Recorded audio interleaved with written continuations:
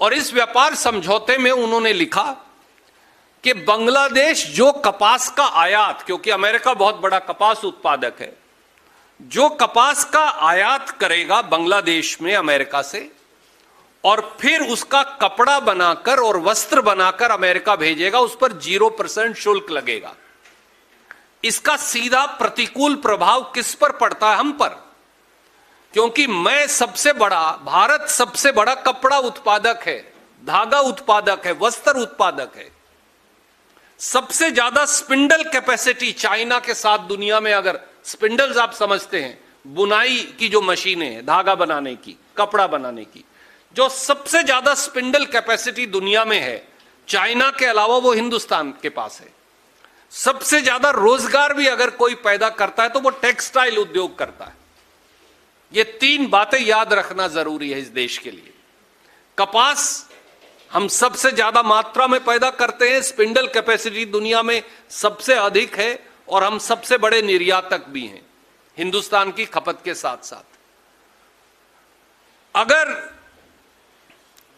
वो कपड़ा वहां से निर्यात करेंगे बांग्लादेश से 0% पर अमेरिका में, और हम करेंगे 18% पर, तो 18% वाले को नुकसान होगा या 0% वाले को होगा? 18% वाले को होगा। तो हम बांग्लादेश के वस्त्र और कपड़ा जो उत्पादक है उनके मुकाबले में अनकंपिटिटिव हो जाएंगे। और अगर अनकंपिटिटिव हो जाएंगे तो तिरुपुर तमिलनाडु का क्या होगा? सूरत गुजरात का क्या होगा? पानीपत हरियाणा का क्या होगा? लुधियाना पंजाब का क्या होगा? और देश की बुनाई वाले सब वस्त्र उद्योग का क्या होगा?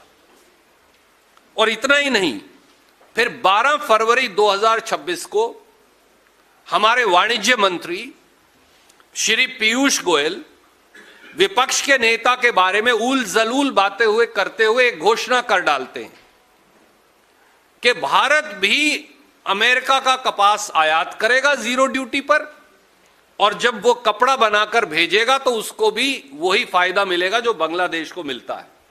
मतलब कि भारत भी अब अमेरिका से कपास का आयात करेगा। ढोल की पोल खुल गई। चोर दरवाजे से इस समझौते में यह लिखा है, मैं नहीं कह रहा, पीयूष गोयल कह रहे हैं कि भारत 0 ड्यूटी पर अमेरिकी कपास का आयात करेगा, जबकि हम तो कपास के निर्यातक हैं, तो हम भी वहां से मंगवाएंगे कपास। तो हमारे किसान का क्या होगा?